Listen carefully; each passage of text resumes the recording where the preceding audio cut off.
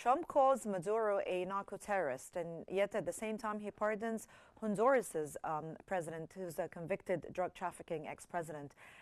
What about this selective policy? How credible is the U.S. anti-drug narrative at the moment? In giving like a broad understanding of the U.S.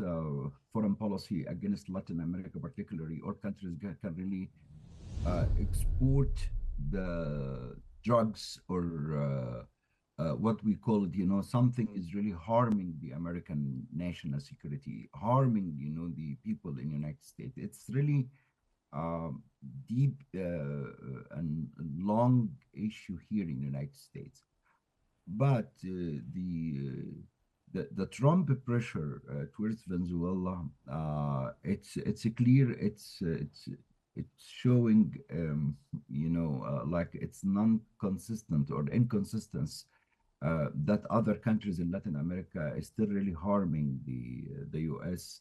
National security.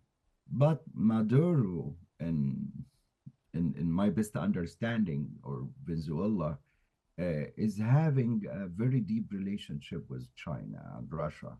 Probably this is really make United States very nervous since the Cuban Missile Crisis. United States, does not didn't like approaching from rising power in international politics to come close to the United States, what you call it, the national security landmark or national security area, where Latin America considered by the U.S. policymaker as one of the most important for United States. So I think Maduro, he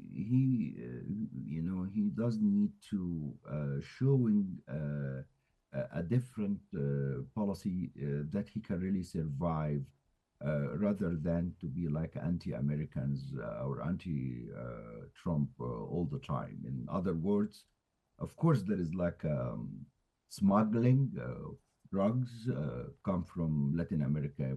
If it's not from Venezuela, could be from other neighboring United States. Venezuela should really act collectively to stop this kind of poisons and But Dr. Ashraf, what harming about this United States. selective policy I'm talking about? Like, what's happening with the Honduran president and at the same time with Maduro? What about this selective policy? Yeah, for other nations, they need really to help United States, like Honduras or Mm. Puerto Rico or Dominican, and this is really breaking, the relationship between Venezuela and their neighbors, and this is a very nice strategy by United States that can really contain and put pressure on Venezuela from neighboring Venezuela. So this is can really let Venezuela, come close to what the United States does really require and need from Venezuela at that moment. Mm.